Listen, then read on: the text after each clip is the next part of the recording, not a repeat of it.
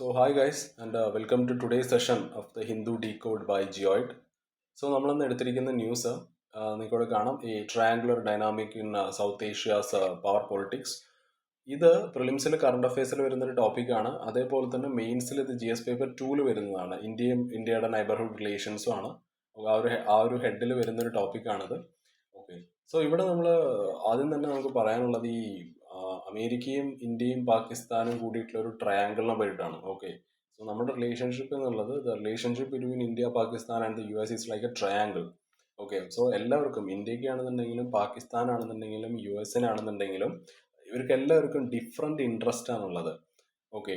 They work together sometimes may be out of need and അതേപോലെ തന്നെ ഇവർ ദേ often disagree അല്ലേ, because of different political beliefs and goals. നമ്മൾ പറഞ്ഞില്ലേ, എല്ലാവർക്കും അവരുടേതായിട്ടുള്ള ഇൻട്രസ്റ്റ് ഉണ്ട്. ഓക്കെ. ഡിഫറെൻറ്റ് പൊളിറ്റിക്കൽ ബിലീഫ്സും ഡിഫറെൻറ്റ് ഗോൾസും ആണ് ഇവർക്ക് ഉള്ളത്. ഓക്കെ. ദേ ഓഫൺ ഡിസഗ്രി. ഓക്കെ. പല സമയത്തും അവർ തമ്മിലുള്ള ആ ഒരു എന്താ പറയുക, ഒരു ഡിസഗ്രിമെന്റ് നമുക്ക് കാണാൻ കഴിയും.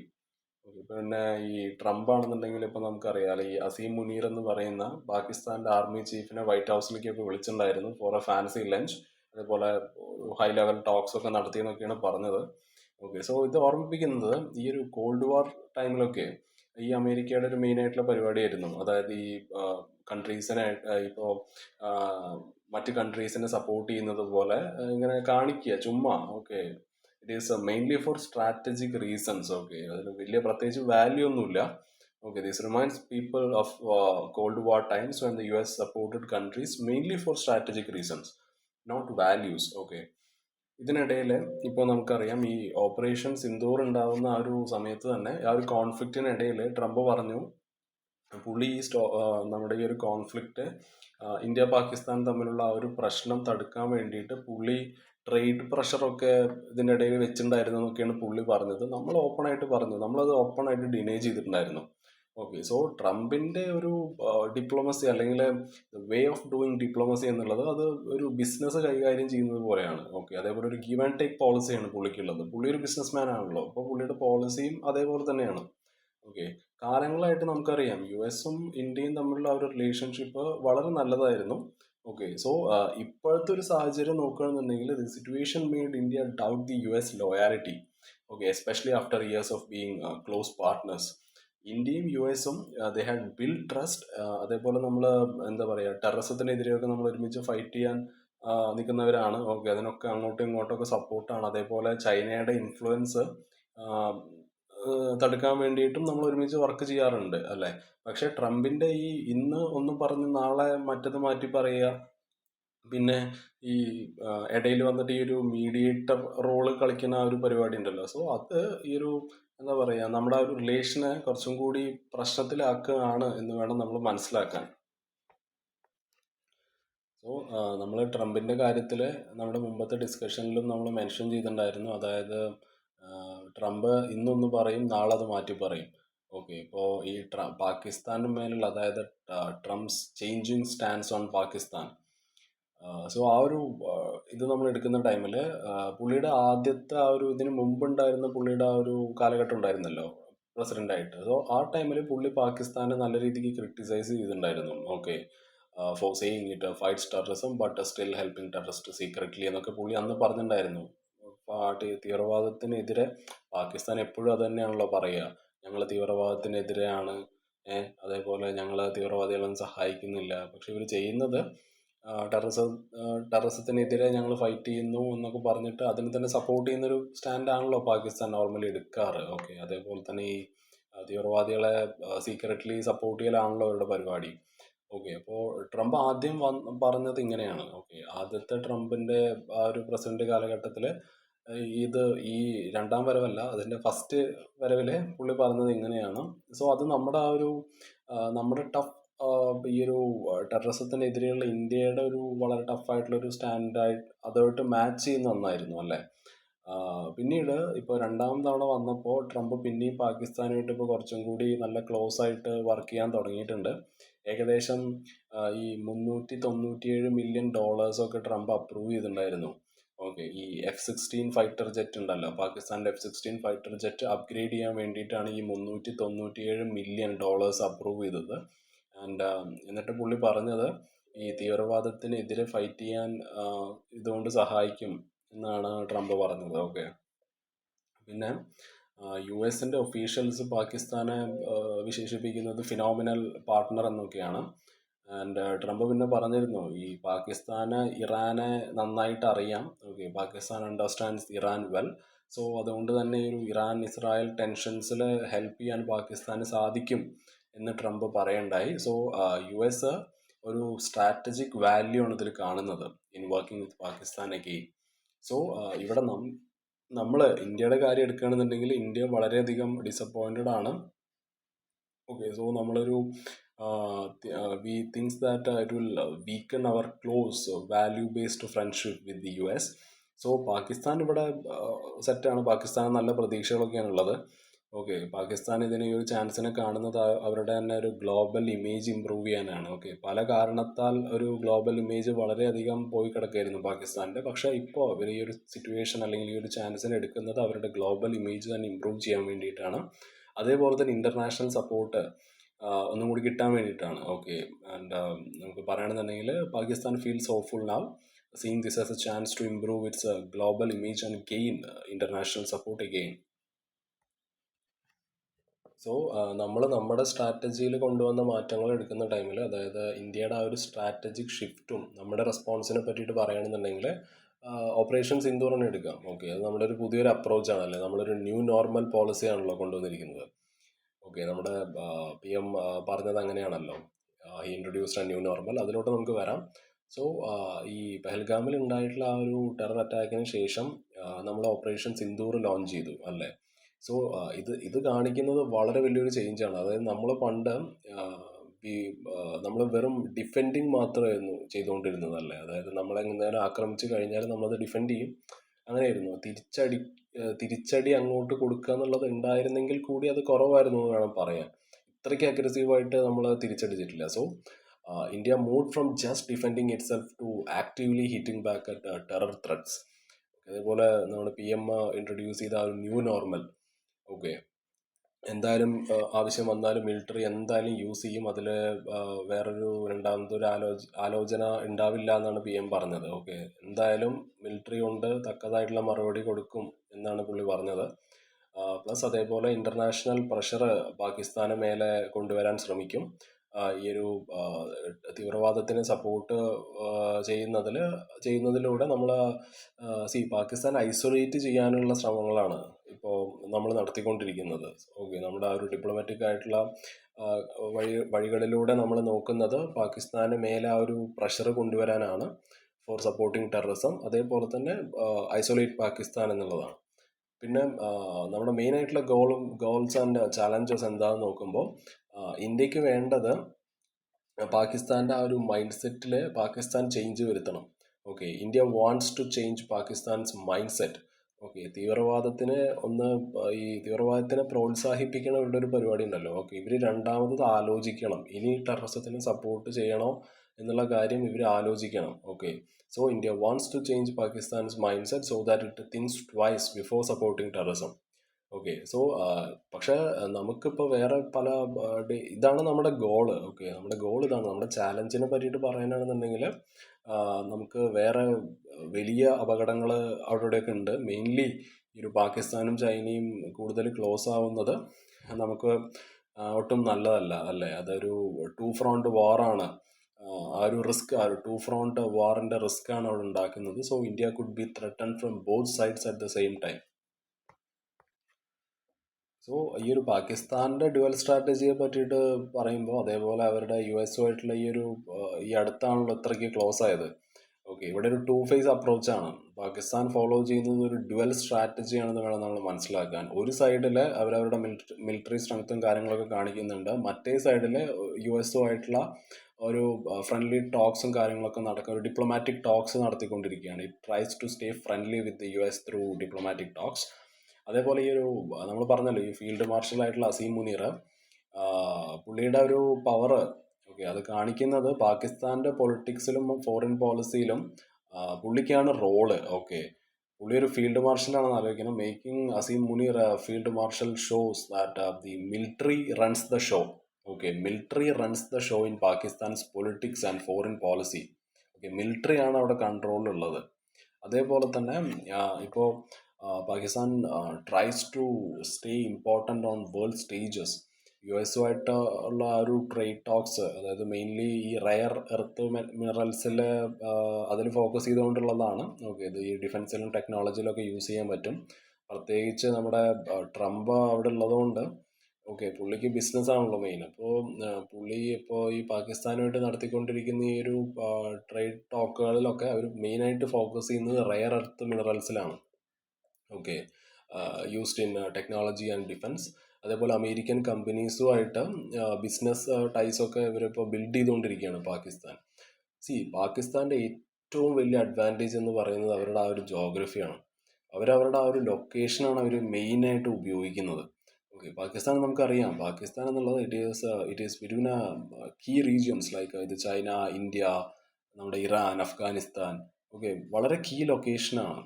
Okay, and personal diplomacy, they are using their location and personal diplomacy to stay useful to the US. So നമ്മൾ ഈ ഒരു കോംപ്ലക്സ് സിറ്റുവേഷൻ എടുക്കുന്ന സമയത്ത് like it involving the US, India and Pakistan. So U എസിൻ്റെ South Asian policy ഭയങ്കര confusing ആണ്. Okay, അവർ കൂടുതലും ഫോക്കസ് ചെയ്യുന്നത് ട്രേഡിലും അതേപോലെ ടാരിഫ് അല്ലെങ്കിൽ പൈസ, money. Okay, than on taking clear sides in security issues like Kashmir. Okay, so അവർ കൂടുതൽ ഫോക്കസ് ചെയ്യുന്നത് നമ്മൾ പറഞ്ഞ പോലെ ട്രേഡിലും ടാരിഫിലും പൈസയിലൊക്കെയാണ്. ഓക്കെ, അതേപോലെ ഈ സെക്യൂരിറ്റി, ഈ കാശ്മീർ പോലെയുള്ള ഇഷ്യൂസിലൊന്നും ക്ലിയർ ആയിട്ടുള്ളൊരു സൈഡ്സ് ഒന്നും എടുക്കുന്നില്ല. ഓക്കെ, സോ അവിടെയുള്ള ആ ഒരു ഇൻട്രസ്റ്റ് വേറെയാണ്. സോ കാശ്മീരിലുള്ള ഇന്ത്യയുടെ സ്റ്റാൻഡ് എടുക്കുകയാണെന്നുണ്ടെങ്കിൽ നമ്മൾ പറഞ്ഞൂല്ലേ, നമ്മൾ ട്രംപ് പറഞ്ഞല്ലോ ഇതിന് മീഡിയേറ്ററായിട്ട് ഞാൻ നിൽക്കാം, നമുക്ക് സംസാരിച്ച് എല്ലാം സെറ്റ് ചെയ്യാമെന്ന് പറഞ്ഞു. ഇന്ത്യ പറഞ്ഞു ക്ലിയർലി നമ്മളത് റിജക്റ്റ് ചെയ്തു. ഓക്കെ, നമുക്കൊരു തേർഡ് പാർട്ടി ഹെൽപ്പ് ഇവിടെ വേണ്ടാന്ന് ഇന്ത്യ പറഞ്ഞിട്ടുണ്ട്. Okay, like from the US ഈ ഒരു കാശ്മീർ ഇഷ്യൂവിൽ. അപ്പോൾ ഇന്ത്യ പറഞ്ഞത് കാശ്മീർ എന്നുള്ളത് ഒരു ഇൻറ്റേർണൽ മാറ്ററാണ്. ഓക്കെ, അതേപോലെ അതൊരു സോവറിറ്റിയുടെ കാര്യമാണ്, അത് ഹാൻഡിൽ ചെയ്യാൻ ഞങ്ങൾക്കറിയാം, ഞങ്ങളാരും പഠിപ്പിക്കേണ്ട എന്നാണ് ഇന്ത്യ പറഞ്ഞത്.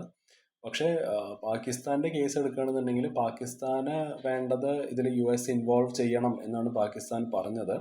ഓക്കെ, ഈ ഒരു കാശ്മീരിനെ ഒരു ഇൻ്റർനാഷണൽ ഇഷ്യൂ ആക്കണം എന്നാണ് പാകിസ്ഥാൻ പറയുന്നത്. ഓക്കെ, സോ ഇത് ഇന്ത്യയുടെ ആ ഒരു ഫേം സ്റ്റാൻസിനെതിരെയാണ്. സോ എന്തുകൊണ്ടാണ് US ഇപ്പോഴും പാകിസ്ഥാനുമായിട്ട് ഇത്രയ്ക്ക് എൻഗേജ് ചെയ്ത് നിൽക്കുന്നതെന്ന് നമ്മൾ നേരത്തെ പറഞ്ഞതുപോലെ തന്നെ ഒന്ന് അവരുടെ ആ ഒരു ജോഗ്രഫിക് ആക്സസ് ആണ്. ഓക്കെ, അത് അഫ്ഗാനിസ്ഥാൻ്റെ ഇറാൻ്റെ ഒക്കെ അടുത്തായതുകൊണ്ട് അവിടെയുള്ള USൻ്റെ ഇൻട്രസ്റ്റ് വേറെയാണ്. സോ ഒന്ന് അവരുടെ ആ ഒരു ജോഗ്രഫിക് ആക്സസ് ആണ്, അതേപോലെ ഇൻ്റലിജൻസ് കോപ്പറേഷൻ ആണ്. പാകിസ്ഥാൻ നമുക്ക് പറയാം അവർ സ്ട്രോങ് ആണ്, അല്ല എക്കണോമിക്കലി സ്ട്രോങ് ആണെന്ന് പറയാൻ പറ്റില്ല, പക്ഷെ മിലിറ്ററി അത്യാവശ്യം കുഴപ്പമില്ലാത്തതാണ്. Okay, even though Pakistan is not very strong economically or militarily, it has diplomatic importance. Okay, അതേപോലെ ഒരു പേഴ്സണൽ ഡിപ്ലോമസിയുടെ കാര്യം എടുക്കുകയാണെന്നുണ്ടെങ്കിൽ ഈ ഒരു പാകിസ്ഥാൻ പേഴ്സണൽ കണക്ഷൻസും അതേപോലെ സ്ട്രാറ്റജിക് ലൊക്കേഷൻസും ആണ് യൂസ് ചെയ്യുന്നത് to stay important. Mean while India ഈ ഒരു US നമ്മുടെ പാകിസ്ഥാൻ്റെ ഈ ഒരു സ്ട്രോങ് പാർട്ട്ണർഷിപ്പിൽ നമ്മൾ വളരെയധികം ടെൻസ്ഡ് ആണ്. Okay, it could be weakened by changing American leaders or their personal choices. And അതേപോലെ US മെയിനായിട്ട് ചെയ്യേണ്ടതും US ആ ഒരു ബാലൻസ് മെയിൻറ്റെയിൻ ചെയ്യണം.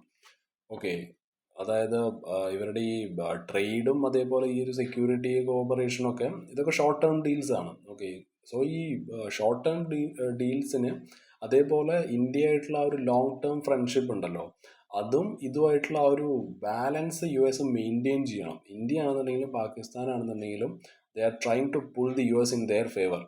ഓക്കെ, സോ അതാണ് നമുക്ക് ഇന്നത്തെ ഈ ഒരു ന്യൂസിൽ നമ്മൾ മനസ്സിലാക്കേണ്ടത്. ഓക്കെ, സോ നമുക്ക് നമ്മുടെ നെക്സ്റ്റ് ന്യൂസിലോട്ട് പോവാം. So A look at India's sports policy journey post independence explained. So ഇത് പ്രിലിംസിൽ ഇന്ത്യൻ പോളിറ്റി ആൻഡ് ഗവർണൻസിൽ വരുന്നൊരു ന്യൂസാണ് കേട്ടോ. അത് GS പേപ്പർ 1 അതേപോലെ തന്നെ മെയിൻസിൽ GS പേപ്പർ 2 വരുന്നതാണ്. Government policies and innovations for development in various sectors and issues arising out of the design and implementation എന്നുള്ള ഹെഡിൽ വരുന്നൊരു ടോപ്പിക്കാണ്. ഓക്കെ, സോ പണ്ട് കാലങ്ങളിലൊക്കെ നമ്മൾ ആൾക്കാർ ഈ ഫിസിക്കൽ സ്കിൽസ് ഉപയോഗിച്ചിരുന്നത്, അതായത് ആർച്ചറി, അമ്പെയ്ത്തൊക്കെ നമ്മൾ എന്തിനാണ്, നമ്മൾ ഹണ്ട് ചെയ്യാൻ വേണ്ടിയിട്ട് ഉപയോഗിച്ചിരുന്നു.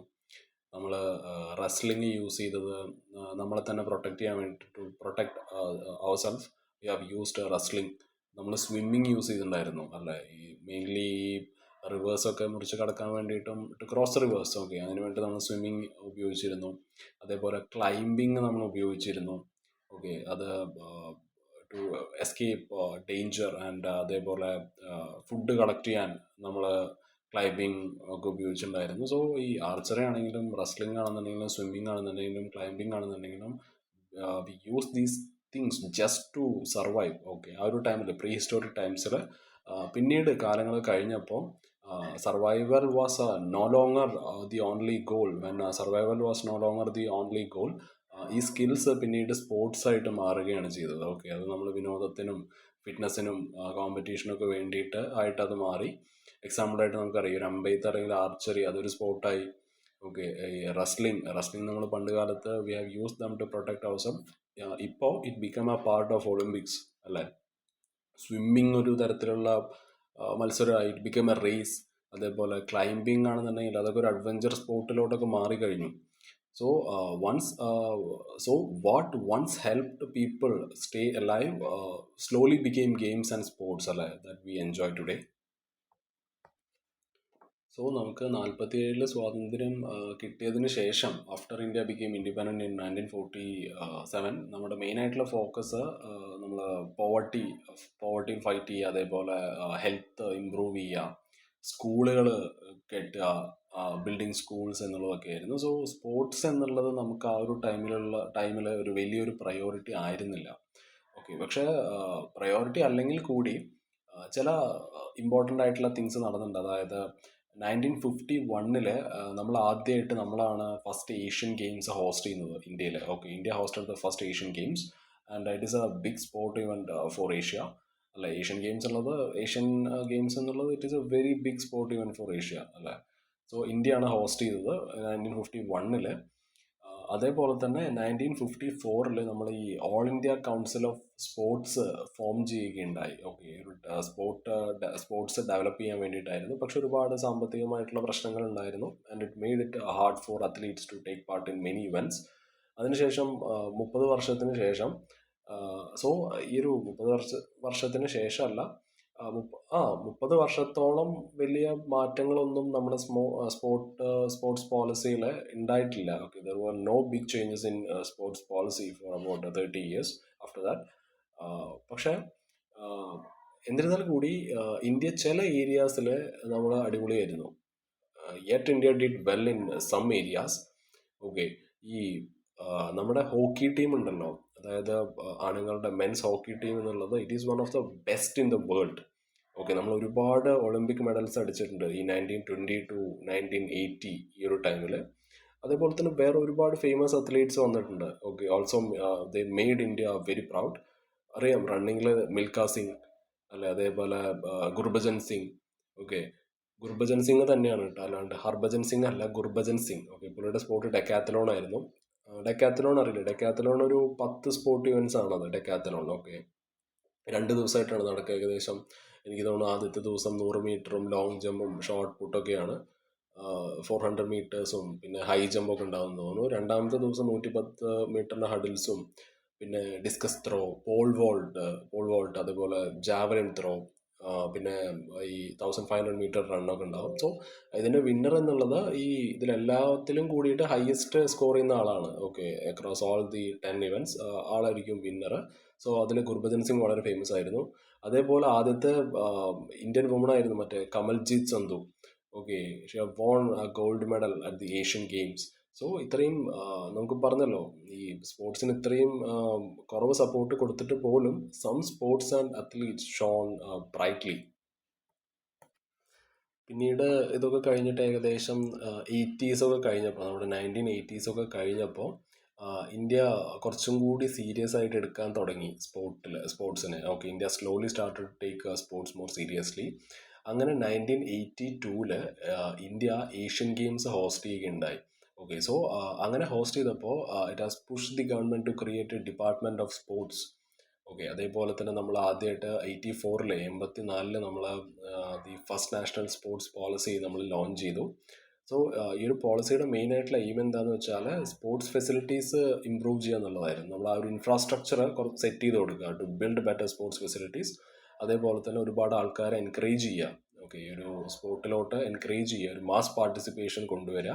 അതേപോലെ തന്നെ സ്പോർട്സിനെ എഡ്യൂക്കേഷനുമായിട്ട് കണക്ട് ചെയ്യുക എന്നുള്ളതാണ്. പിന്നീട് ഇത് നമ്മുടെ ഫസ്റ്റ് നാഷണൽ സ്പോർട്സ് പോളിസി വരുന്നത് 84-ലാണ്. അത് കഴിഞ്ഞിട്ട് 86-ൽ 1986-ൽ സായ് നിലവിൽ വന്നു. നമുക്കറിയാം സ്പോർട്സ് അതോറിറ്റി ഓഫ് ഇന്ത്യ വന്നു. And it was set up to train and support athletes.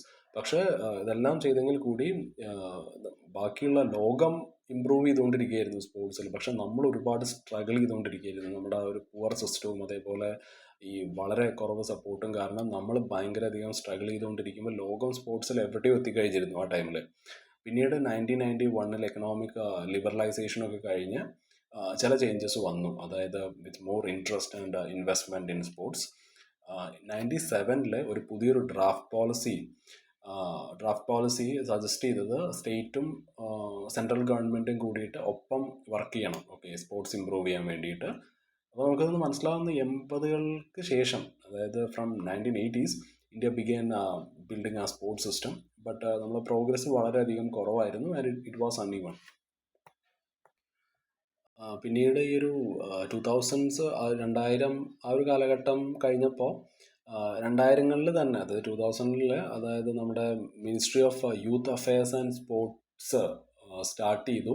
Okay, ഒരു യങ് പീപ്പിൾ അല്ലാന്നുണ്ടെങ്കിൽ കംപ്ലീറ്റ്ലി സ്പോർട്സിൽ ഫോക്കസ് ചെയ്യാൻ വേണ്ടിയിട്ടാണ് സ്റ്റാർട്ട് ചെയ്തത്, ministry of youth affairs and sports. പിന്നീട് 2001-ൽ നമ്മൾ പുതിയൊരു നാഷണൽ സ്പോർട്സ് പോളിസി കൊണ്ടുവന്നു. ഓക്കെ, ഒരുപാട് ആൾക്കാരെ സ്പോർട്സിലോട്ട് ആകർഷിക്കാൻ വേണ്ടിയിട്ടായിരുന്നു. Okay, get more people to play sport. അതേപോലെ ഇൻ്റർനാഷണൽ ഇവൻസിലൊക്കെ ഇന്ത്യക്ക് ഒരുപാട് മെഡൽ കിട്ടാൻ വേണ്ടിയിട്ട് ആൾക്കാരെ സഹായിക്കാൻ വേണ്ടിയിട്ടായിരുന്നു. അതേപോലെ ഇന്ത്യയെ ഹെൽപ്പ് ചെയ്യാൻ വേണ്ടിയിട്ടായിരുന്നു. Okay, and help India win more medals in international events. 2011-ൽ നാഷണൽ സ്പോർട്സ് ഡെവലപ്മെൻറ്റ് കോഡ് നിലവിൽ വന്നു. സോ ഇത് വന്നത് സ്പോർട്സ് ഗവർണൻസ് ഇമ്പ്രൂവ് ചെയ്യാൻ വേണ്ടിയിട്ടായിരുന്നു. ഓക്കെ, നമുക്കറിയാം സ്പോർട്സിൽ ഒരുപാട് ബോഡീസ് ഉണ്ട് അല്ലേ, നമുക്ക് ഡിഫറെൻറ്റ് സ്പോർട്ട് ഐറ്റംസ് ഉണ്ട്, ഇതിനൊക്കെ വേറെ വേറെ ബോഡീസ് ഉണ്ട്. സോ അതൊക്കെ റൺ ചെയ്യാൻ വേണ്ടിയിട്ട് how sports bodies are run എന്ന് നോക്കാൻ വേണ്ടിയിട്ട് ഒരു സ്പോർട്സ് ഗവർണൻസ് നിലവിൽ വന്നു. അതിനുശേഷം നമുക്കറിയാം ഈ ഉത്തേജക മരുന്നൊക്കെ അടിച്ചിട്ട് ഇവൻസിൽ പാർട്ടിസിപ്പേറ്റ് ചെയ്യുന്ന ആൾക്കാരുണ്ട്. സോ അത് ഒഴിവാക്കാൻ വേണ്ടിയിട്ട് ആൻറ്റി ഡോപ്പിംഗ് റൂൾസ് നമ്മൾ കൊണ്ടുവന്നു. ഓക്കെ, ഡ്രഗ് യൂസ് സ്റ്റോപ്പ് ചെയ്യാൻ വേണ്ടിയിട്ടാണ് ആൻറ്റി ഡോപ്പിംഗ് റൂൾസ് കൊണ്ടുവന്നത്. പിന്നെ സ്പോർട്സിലൊരു ജെൻഡർ ഇക്വാലിറ്റി കൊണ്ടുവരാൻ നമുക്ക് സാധിച്ചു. ഓക്കെ, അതേപോലെ വേറെ ഒരുപാട് സ്കീംസ് നമ്മൾ ലോഞ്ച് ചെയ്തിട്ടുണ്ട്. ടോപ്സ് 2014-ലെ ടോപ്പ് സ്കീം എന്നുള്ളത് ഇന്ത്യയിലുള്ള ടോപ്പ് അത്ലീറ്റ്സിനെ സപ്പോർട്ട് ചെയ്യാൻ വേണ്ടിയിട്ടാണ്, ഫോർ അവരുടെ ഒളിമ്പിക്സ് പ്രിപ്പറേഷന് വേണ്ടിയിട്ട് സപ്പോർട്ട് ചെയ്യാൻ വേണ്ടിയിട്ടാണ്. അതേപോലെ 2017-ൽ നമ്മുടെ ഖേലോ ഇന്ത്യ, ഓക്കെ, അത് ഈ to find and train young talent across the country. Okay, അതേപോലെ ഫിറ്റ് ഇന്ത്യ മൂവ്മെൻറ്റ് 2019-ൽ ടു എല്ലാവരെയും എൻകറേജ് ചെയ്യാൻ വേണ്ടിയിട്ട് to stay healthy and active, to encourage everyone to stay healthy and active. So എത്രത്തോളം നല്ല സ്റ്റെപ്പുകൾ നമ്മൾ കൊണ്ടുവന്നിട്ടും ഒരുപാട് പ്ലാൻസ് ഒന്നും നമ്മൾ കംപ്ലീറ്റ് ആയിട്ട് ഫുള്ളി ഫോളോ ചെയ്തില്ല. അത് നമ്മുടെ സ്വഭാവം അങ്ങനെയാണല്ലോ. ഓക്കെ, നമ്മൾ പുതിയ പരിപാടിയൊക്കെ ഉണ്ടാക്കും, പക്ഷെ അതൊന്നും പിന്നെ ഫോളോ അപ്പ് ചെയ്യലാണ് നമ്മുടെ ഒരു, എന്താ പറയുക, അവിടെ നമ്മൾ കുറച്ചും കൂടി ഇമ്പ്രൂവ് ചെയ്യാനുണ്ട്. ആൻഡ് വേറെ ചില പ്രോബ്ലംസും കൂടി ഉണ്ടായിരുന്നു ഈ ഒരു ഇംപ്ലിമെൻറ്റേഷനിൽ. So it still remain. So 2000-ങ്ങൾക്ക് ശേഷം India took a big step for sports, but a more consistent action is needed to get better results. So ഇന്ത്യയുടെ ഒരു ഒളിമ്പിക് ആസ്പിറേഷൻസും അതേപോലെ നമ്മുടെ ഭാവി പരിപാടികളും കൂടി പറഞ്ഞിട്ട് നമുക്ക് ഈ ഒരു ന്യൂസ് ഇവിടെ വൈൻഡപ്പ് ചെയ്യാം. സോ നമ്മൾ ഈ ഒരു 2036-ലെ ഒളിമ്പിക്സ് ഹോസ്റ്റ് ചെയ്യാൻ വേണ്ടിയിട്ട് പ്ലാൻ ഇടുന്നുണ്ട്. India wants to host the 2036 Olympics. Okay, showing big dream for the future sports. 2024-ല് ഗവൺമെൻറ് ഒരു ഡ്രാഫ്റ്റ് പ്ലാൻ തയ്യാറാക്കിയിരുന്നു. ഒരു പുതിയൊരു സ്പോർട്സ് പോളിസി ആയിരുന്നു. അതേപോലെ ഒരു പുതിയൊരു സ്പോർട്സ് ഗവർണൻസ് ബില്ല് കൊണ്ടുവന്നിരുന്നു. ഈ ബില്ല് പബ്ലിക് സജഷൻസിന് ഓപ്പൺ ആയിരുന്നു. ഓക്കെ, രണ്ടും, ഈ ഒരു പുതിയ സ്പോർട്സ് പോളിസിയും അതേപോലെ സ്പോർട്സ് ഗവർണൻസ് ബില്ലും both were open for public suggestions. 2025-ല് അതിൻ്റെ ഒരു ഫൈനൽ പ്ലാൻ ലോഞ്ച് ചെയ്തു. ഖേലോ ഭാരത് നിധി 2025. ഇത് ഇന്ത്യയുടെ ഒരു ഒളിമ്പിക് ഗോൾസിനെ സപ്പോർട്ട് ചെയ്യാൻ വേണ്ടിയിട്ടുള്ള ഒരു പ്ലാനാണ്, പദ്ധതിയാണ്. And but to truly become a top sports nation വേറെ കുറച്ച് പ്രോബ്ലംസ് നമുക്ക് ആദ്യം ഫിക്സ് ചെയ്യാനുണ്ട്. ഡോപ്പിംഗ് വലിയൊരു ഇഷ്യൂ ആണ്. ഓക്കെ, ഈ WDA എന്നുള്ളത്, WDA ഉണ്ട്, അതായത് വേൾഡ് ആൻറ്റി ഡോപ്പിംഗ് ഏജൻസിയാണ്. അതിൻ്റെ ഹെഡ് ക്വാർട്ടേഴ്സ് മോൺട്രിയലിലാണ്, കാനഡയിലാണ്. ഓക്കെ. സോ ഇന്ത്യയിൽ ഒരുപാട് അത്ലീറ്റ്സ് ഇതേപോലെ ഡ്രഗ്സ് ഉപയോഗിച്ചിട്ട് പിടിക്കപ്പെട്ടിട്ടുണ്ട്. നമ്മളാണ് ഈ ലിസ്റ്റിൽ ടോപ്പ് ചെയ്യുന്നത്. Okay, India was at the top of the WDA list. And so അതൊക്കെ നമ്മൾ ആദ്യം നിർത്തണം. അതേപോലെ നമ്മൾ ഫോക്കസ് ചെയ്യേണ്ടത് സയൻറ്റിഫിക് ട്രെയിനിങ്ങിലാണ്. അത്ലീറ്റ്സിൻ്റെ സയൻറ്റിഫിക് ട്രെയിനിങ്ങിലാണ് നമ്മൾ ഫോക്കസ് ചെയ്യേണ്ടത്. അതേപോലെ തന്നെ ഈ ഈ വളരെ യങ് ഏജിൽ തന്നെ നമ്മൾ സ്പോർട്സിനെ പറ്റിയിട്ടും ഫിറ്റ്നസ്സിനെ പറ്റിയിട്ടൊക്കെ കുട്ടികൾക്ക് പറഞ്ഞ് മനസ്സിലാക്കി കൊടുക്കണം. ഫിസിക്കൽ ലിറ്ററസി നമ്മൾ കൊണ്ടുവരണം. ആൻഡ് സ്പോർട്സിനെ എഡ്യൂക്കേഷൻ്റെ ഒരു കീ പാർട്ടാക്കിയിട്ട് നമ്മൾ മാറ്റണം. ഓക്കെ. ഈ പ്ലാൻസും അതേപോലെ ഇവൻസും കണ്ടക്ട് ചെയ്തുകൊണ്ട് മാത്രം വി കാണ്ട് സക്സീഡ് ഇൻ സ്പോർട്സ്. ഓക്കെ, നമുക്ക് വേണ്ടത് ലോങ് ടേം എഫേർട്ടാണ്, ടീം വർക്കാണ്, ഡെഡിക്കേഷനാണ്. എല്ലാവരുടെ ഭാഗത്തു നിന്നും നമ്മളിതെല്ലാം പ്രതീക്ഷിക്കുന്നത്, not just a few people or athletes. Okay, so നമ്മളെല്ലാവരും കൂടി ഒരുമിച്ച് നിന്നാൽ നമുക്ക് സ്പോർട്സിൽ ഇനിയും ഒരുപാട് ദൂരം നമുക്ക് മുന്നോട്ട് പോകാൻ സാധിക്കും. ഓക്കെ, സോ നമുക്കിനി നമ്മുടെ നെക്സ്റ്റ് ന്യൂസിലോട്ട് കിടക്കാം, which is reserved faculty post are still weekend and out of reach. So ഇത് പ്രിലിംസിൽ നമ്മുടെ GS പേപ്പർ 1 വരുന്നതാണ്. ഇന്ത്യൻ പോളിറ്റി ആൻഡ് ഗവർണൻസിൽ വരുന്നൊരു ടോപ്പിക്കാണത്. അതേപോലെ തന്നെ മെയിൻസിൽ ജനറൽ സ്റ്റഡീസ് പേപ്പർ 2 വരുന്നതാണ്. Issues relating to development and management or social sector or services relating to health, education and human resources. ആ ഒരു ഹെഡിൽ വരുന്നൊരു ടോപ്പിക്കാണ്. സോ നമുക്കറിയാം, നമ്മുടെ ഭരണഘടന അനുസരിച്ച് നമുക്കറിയാം ഈ ആർട്ടിക്കിൾ 16 പറയുന്നത് എന്താണ്, സ്പെഷ്യൽ ക്ലോസസ് ഉണ്ടല്ലോ. എനിക്ക് തോന്നുന്നു ക്ലോസ് 4 അതേപോലെ ക്ലോസ് 4A ഒക്കെയാണ് article 16 that allow for reservations for backward classes and SC/ST promotions. And so നമ്മുടെ ഭരണഘടന പറയുന്നത് അനുസരിച്ചിട്ട് സർട്ടൻ ഗ്രൂപ്പ്സിന് they should get reserve seat in government jobs and education അല്ലേ. സോ എല്ലാവർക്കും കാര്യങ്ങൾ ഫെയർ ആക്കാൻ വേണ്ടിയിട്ടാണ്, to make things fair for everyone. So നമ്മുടെ കോൺസ്റ്റിറ്റ്യൂഷൻ പറയുന്ന അനുസരിച്ചിട്ട് തന്നെ SCക്ക് ഒരു 15%, ST 7.5%, OBC 27%, അതേപോലെ EWSലുള്ളവർക്ക് 10%. പക്ഷെ ടോപ്പ് കോളേജസിൻ്റെ കാര്യം എടുക്കുകയാണെന്നുണ്ടെങ്കിൽ, ഇപ്പോൾ IIT ആണെന്നുണ്ടെങ്കിലും IIM, എയിംസ് അല്ലെങ്കിൽ വേറെ വലിയ സെൻട്രൽ യൂണിവേഴ്സിറ്റീസ്, സോ ഇവിടെ ഒരു റിസർവ്ഡ് ഫാക്കൽറ്റി പൊസിഷൻസ് ഉണ്ടല്ലോ, അതായത് ടീച്ചേഴ്സിൻ്റെ പൊസിഷൻസ്, ഇത് എപ്പോഴും മോസ്റ്റ്ലി ഇത് വേക്കൻ്റ് ആണ്. Okay, they are often left empty. Okay, എല്ലാം മാറി മാറി വരുന്ന ഗവൺമെൻറ്റും ലീഡേഴ്സും അത് പറയും, അത് ഫിക്സ് ചെയ്യാമെന്നൊക്കെ പറയും. പക്ഷെ ആ ഒരു പ്രോബ്ലം ഇപ്പോൾ നടന്നുകൊണ്ടിരിക്കുകയാണ്. Okay, so India is not fully following its own promise of a fairness and equal chance for all in top institutions. So 2021 നമ്മുടെ എഡ്യൂക്കേഷൻ മിനിസ്റ്റർ പറഞ്ഞിരുന്നു, അതായത് thousands of reserved teaching post vacant ആണ്. Okay, ഏകദേശം 45ഓളം central യൂണിവേഴ്സിറ്റീസിൽ ടീച്ചർമാരുടെ post, ഒരു teaching post, reserved teaching post vacant ആണെന്ന് പറയുണ്ടായി. ഓക്കെ, 1000ഓളം, thousands of reserved teaching posts were still vacant in 45 central universities. SCസിന് വേണ്ടിയിട്ട് മാറ്റിവെച്ച 2389, അതായത് 2389 പോസ്റ്റ് വേക്കൻ്റ് ആണ്. Okay, reserved teaching post vacant ആയി കിടക്കുന്നുണ്ട് സെൻട്രൽ യൂണിവേഴ്സിറ്റീസിൽ. അതേപോലെ 1199 സീറ്റ് വേക്കൻ്റ് ആണ്, STസിന് വേണ്ടിയിട്ടുള്ളതാണ്, അത് വേക്കൻ്റ് ആണ്. OBCസിന് വേണ്ടിയിട്ടുള്ള ഒരു 4251 സീറ്റ് ഉണ്ട്, അതും വേക്കൻ്റ് ആണ്. ഓക്കെ, ഇത് 2021 പറഞ്ഞാണ്. പിന്നീട് 2023 UGC റിപ്പോർട്ട് പ്രകാരം 30%ഓളം റിസർവ്ഡ് പോസ്റ്റ്, ടീച്ചർമാർക്ക് വേണ്ടിയിട്ടുള്ള റിസർവ്ഡ് പോസ്റ്റ് 30%ഓളം ഇപ്പോഴും ഫില്ലായിട്ടില്ല. Okay, they are not still filled. And especially ഈ ഹയർ ലെവൽ ജോബ്സ് ഉണ്ടല്ലോ, ഈ പ്രൊഫസേഴ്സിനും അസോസിയേറ്റ് പ്രൊഫസേഴ്സ്, അങ്ങനത്തെ ഇതിലാണ് വേക്കൻസി ഉള്ളത്. ഓക്കെ, അതൊന്നും ഫില്ല് ചെയ്യുന്നില്ല. പക്ഷെ നമ്മൾ ഗവൺമെൻറ് ജോബ്സിൻ്റെ കാര്യം എടുക്കുകയാണെന്നുണ്ടെങ്കിൽ, ഇപ്പോൾ റെയിൽവേയോ അല്ലെങ്കിൽ ബാങ്കിൻ്റെ ഒക്കെ കാര്യം എടുക്കുകയാണെന്നുണ്ടെങ്കിൽ, ഈ റിസർവ്ഡ് പോസ്റ്റ് ഉണ്ടല്ലോ, അതായത് ഏറ്റവും ലോവർ ലെവലിലുള്ള reserved post, group C, group D ഒക്കെ, ഇതൊക്കെ ഭയങ്കര ഫാസ്റ്റായിട്ട് ഫില്ല് ആവുന്നുണ്ട്. ഓക്കെ, സ്റ്റിൽ ഇവിടെയുള്ള ടോപ്പ് ലീഡർഷിപ്പ് പൊസിഷൻസ് എല്ലാം കൈകാര്യം ചെയ്യുന്നത്, they are mostly held by upper caste. Okay, showing that the real inclusion is still missing at the top. So ഈ ഇൻസ്റ്റിറ്റ്യൂഷൻസിന് കൊടുക്കുന്ന ആ ഒരു സ്വാതന്ത്ര്യമാണ് ഇവിടുത്തെ ഏറ്റവും വലിയ ഫ്രീഡമാണ് ഏറ്റവും വലിയ പ്രശ്നം. ഓക്കെ, അതായത് ഈ വലിയ ബിഗ് സെൻട്രൽ യൂണിവേഴ്സിറ്റീസിനൊക്കെ ഇവർക്ക് ഭയങ്കര അധികം ഓട്ടോണമിയാണ്, അതായത് they have a lot of freedom. Okay, so ഗവൺമെൻറ്റിന് ഇവരെ ഫോഴ്സ് ചെയ്യാൻ പറ്റില്ല. ഈ ഒരു റിസർവ്ഡ് പോസ്റ്റ് പെട്ടെന്ന് ഫില്ല് ചെയ്യണം എന്ന് പറഞ്ഞിട്ട് ഭയങ്കര അധികം ഫോഴ്സ് ചെയ്യാൻ പറ്റില്ല. പിന്നെ ഈ കമ്മിറ്റീസിന് വെക്കുമല്ലോ, ഇങ്ങനെ ഹയർ ചെയ്യാൻ പറ്റുന്ന കമ്മിറ്റീസിന്, ഹയറിംഗ് കമ്മിറ്റീസിന് വെക്കുന്ന സമയത്ത് ഇതിൻ്റെ മെയിനായിട്ടുള്ള ആൾക്കാരുണ്ടാവും. ഇതിൻ്റെ ഹെഡൊക്കെ ഈ ഡോമിനൻറ്റ് കാസ്റ്റാണ്. Okay, they don't feel responsible for following reservation rules. അവർക്ക് ഈ റിസർവേഷൻ റൂൾ അനുസരിച്ച് ജോലി കൊടുക്കണമെന്ന് യാതൊരു നിർബന്ധമില്ല. ഓക്കെ, പിന്നെ ഈ മുമ്പൊക്കെ ഈ റിസർവേഷൻ എന്നുള്ളത് it was applied to the whole university. Okay, പിന്നെ 2018 ഇത് ഡിപ്പാർട്ട്മെൻറ്റ് സെപ്പറേറ്റ് ആയിട്ട് മാറിയിട്ടുണ്ടായിരുന്നു. പക്ഷേ ഈ ചെറിയ ഡിപ്പാർട്ട്മെൻറ്റുകളിൽ വളരെ കുറച്ച് റിസർവ് സീറ്റ് മാത്രമേ ഉണ്ടാവുള്ളൂ. ഓക്കെ, ചില സമയത്ത് ST പോസ്റ്റുകളൊന്നും ഉണ്ടാവുകയില്ല. ഓക്കെ, പിന്നെ ഈ ഒരുപാട് കാൻഡിഡേറ്റ്സ്, അതായത് SC ആണെന്നുണ്ടെങ്കിലും ST ആണെന്നുണ്ടെങ്കിലും OBC ബാക്ക്ഗ്രൗണ്ടിൽ നിന്ന് വരുന്ന കാൻഡിഡേറ്റ്സിനെ ഒരു കാരണമില്ലാണ്ട് ഇവരെ റിജക്ട് ചെയ്ത് വിടുകയാണ്. Okay, like not found suitable എന്ന് പറഞ്ഞിട്ട് സിമ്പിളായിട്ട് അവർ ഒറ്റ വാക്കിൽ അങ്ങോട്ട് ഒതുക്കി വിടുകയാണ്. റീസൺ ഒന്നും പറയില്ല. ഓക്കെ, എസ്പെഷ്യലി ST OBC ബാക്ക്ഗ്രൗണ്ടുള്ള ആൾക്കാരെ 2022 പഠനം അനുസരിച്ചിട്ട് ഏകദേശം 60% ഇങ്ങനെയുള്ള റിജക്ഷൻസ് അത് പേഴ്സണൽ ജഡ്ജ്മെൻറ്റിലൂടെ വരുന്നതാണ്. ഓക്കെ, അത് ഫെയർ ആയിട്ടുള്ള ഒരു റൂൾസ് ഫോളോ ചെയ്തിട്ട് പറയുന്നതല്ല. ഓക്കെ, പിന്നെ ഈ ഹയറിംഗ് ഡിസിഷൻസ് ഒക്കെ they are sometimes based on persons political views or connections. Okay, ഇങ്ങനെയുള്ള ഹയറിംഗ് ഡിസിഷൻസ് ഒക്കെ നിയമനങ്ങളൊക്കെ നടത്തുന്ന ആൾക്കാർ they are based on personal political views. Okay, അല്ലെങ്കിൽ കണക്ഷൻസ് നോക്കിയിട്ടാണ് making the process unfair or biased.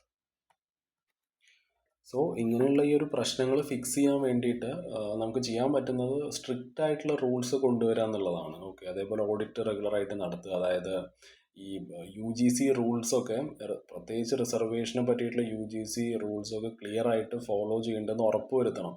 റെഗുലറായിട്ട് ചെക്ക് ചെയ്യണം, ഓഡിറ്റ് ചെയ്യണം. Okay, to see if universities are actually filling reserved post. അതേപോലെ ഈ 13 പോയിന്റ് റോസ്റ്റർ സിസ്റ്റം എന്ന് പറഞ്ഞിട്ടൊരു പരിപാടി ഉണ്ട്, അത് ആദ്യം ഫിക്സ് ചെയ്യണം.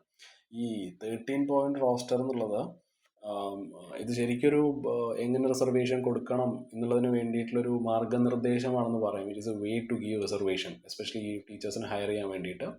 Okay, but only after certain positions are filled. So അവിടെയാണ് ഈ പ്രശ്നം. അതായത് ഈ ഒരു സിസ്റ്റത്തിൽ ഒന്നാമത്തെയും രണ്ടാമത്തെയും മൂന്നാമത്തെയും ജോബ് പോകുന്നത് ജനറൽ കാറ്റഗറിയിലേക്കായിരിക്കും. ഓക്കെ, റിസർവേഷൻ ഇല്ലാത്തവർക്കായിരിക്കും. അതേപോലെ അതിനുശേഷം 3 കഴിഞ്ഞ് പിന്നെ 4ഉം 7ഉം 8ഉം 12ഉം 14ഉം റിസർവ്ഡ് ആണ്. ഓക്കെ, അത് 4 OBC ആയിരിക്കും, 7 SC ആയിരിക്കും, 8 OBC, 12 OBC, 14 ST. സോ ഈ ഒരു ടോട്ടൽ ഫസ്റ്റ് 13 ജോബിൽ out of the first 13 jobs അതിൽ 36% മാത്രമേ റിസർവ്ഡ് ഉള്ളൂ. അല്ലേ, ഇത് കോൺസ്റ്റിറ്റ്യൂഷൻ പ്രോമിസ് ചെയ്യുന്നതിനേക്കാളും താഴെയാണ്, which is very less than what the constitution promises.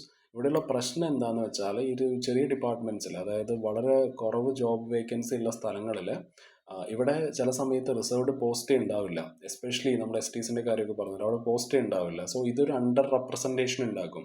അല്ലെ, ST OBC ടീച്ചേഴ്സിൻ്റെ ഇടയിൽ അവരുടെ ആ ഒരു ഇതിൽ ഒരു അണ്ടർ റെപ്രസെൻറ്റേഷൻ ഉണ്ടാക്കും ഈ ഒരു സാധനം. ഇവിടെ ബെറ്റർ ആയിട്ടുള്ള ഓപ്ഷൻ എന്താണെന്ന് വെച്ചാൽ ഈ 200 പോയിന്റ് റോസ്റ്റർ എന്ന് പറഞ്ഞിട്ട് പരിപാടി ഉണ്ട്. അതായത് ഇതെല്ലാ ജോബ്സിനെയും, അതായത് കംപ്ലീറ്റ് യൂണിവേഴ്സിറ്റീസിൽ, ഹോൾ യൂണിവേഴ്സിറ്റീസിൽ നമ്മൾ പറഞ്ഞില്ല, ഡിപ്പാർട്ട്മെൻറ്റായിട്ട് സ്മോൾ ഡിപ്പാർട്ട്മെൻറ്റായിട്ട് തിരിച്ചിട്ടുള്ളൊരു പരിപാടി ഉണ്ട്.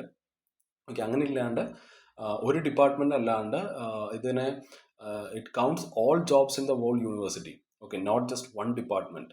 സോ 200 ആൾക്കാരെ നമ്മൾ ഹയർ ചെയ്ത് കഴിഞ്ഞാൽ അവിടെ ഫുൾ റിസർവേഷനാണ്. It is properly given. അതായത് SCക്ക് 15 കൊടുക്കും, അതേപോലെ ഈ 7.5% STക്കാർക്കും 27% OBCക്കും കൊടുക്കും. ഇവിടെ പ്രോപ്പർലി ആ ഒരു റിസർവേഷൻ കൊടുക്കും, കംപ്ലീറ്റ് റിസർവേഷനാണ് 200 പീപ്പിളിനെ എടുത്തു കഴിഞ്ഞാൽ.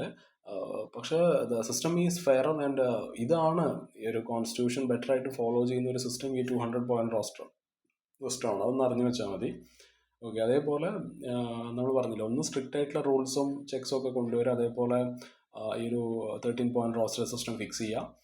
പിന്നെ ഇൻക്ലൂസീവ് ഹയറിംഗ് ആണ്, ഫെയർ ആൻഡ് ഇൻക്ലൂസീവ് ഹയറിംഗ്. അതായത് ഈ സെലക്ഷൻ കമ്മിറ്റീസൊക്കെ അതിൽ എല്ലാ വിഭാഗത്തിൽ നിന്നുള്ള, അതായത് ഡിഫറെൻറ്റ് ബാക്ക്ഗ്രൗണ്ടിൽ നിന്നുള്ള ആൾക്കാർ അതിൽ ഇൻക്ലൂഡ് ചെയ്യണം. അല്ലാണ്ട് ഒരു ഡോമിനൻറ്റ് ഗ്രൂപ്പിന് മാത്രം അവിടെ വെക്കരുത്. ഓക്കെ, അതേപോലെ സെയിം ആയിട്ടുള്ള ക്ലിയർ റൂൾസ് പറയണം. ഓക്കെ, ഓരോ കാൻഡിഡേറ്റ്സിനെയും ജഡ്ജ് ചെയ്യാൻ വേണ്ടിയിട്ട് ക്ലിയർ ആയിട്ടുള്ള സെയിം റൂൾസ് വെക്കണം.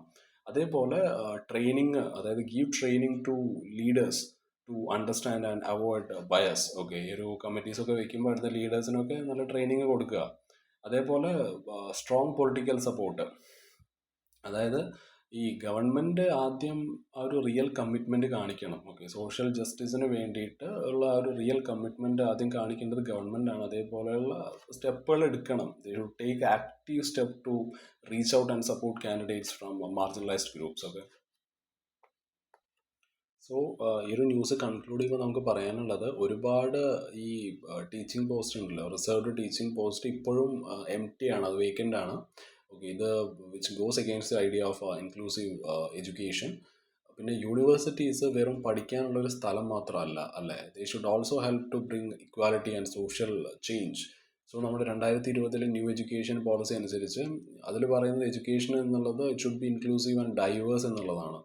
സോ യൂണിവേഴ്സിറ്റീസ് ഫാക്കൽറ്റീസിനെ എടുക്കുന്ന ടൈമിൽ എല്ലാ ബാക്ക്ഗ്രൗണ്ടിൽ നിന്നുള്ള ആൾക്കാരെ എടുക്കണം, okay, to reflect India's true diversity. So ഇതെല്ലാം ഫിക്സ് ചെയ്യണമെന്നുണ്ടെങ്കിൽ നമുക്ക് വേണ്ടത് ബെറ്റർ പോളിസീസ് ആണ്. യൂണിവേഴ്സിറ്റീസിന് വേണ്ടി സ്ട്രിക്റ്റ് ആയിട്ടുള്ള റൂൾസ് കൊണ്ടുവരണം. ആൻഡ് പിന്നെ ഒരു സ്ട്രോങ് പൊളിറ്റിക്കൽ വില്ലാണ് വേണ്ടത്. ഓക്കെ, അതായത് വെറും സ്ലോഗൻസിൽ മാത്രമല്ല നമ്മൾ പറയേണ്ടത്, വെറുതെ വായ കൊണ്ട് പറഞ്ഞിട്ട് കാര്യമില്ല. Okay, so that social justice actually happens. Okay, not just stays a slogan. Okay, so that's it guys. നമ്മൾ നമ്മുടെ വൈൻഡപ്പ് ചെയ്യാണ്. നാളെ വേറെ കുറച്ച് ന്യൂസസ് ആയിട്ട് വരാം. Okay, bye, have a nice day.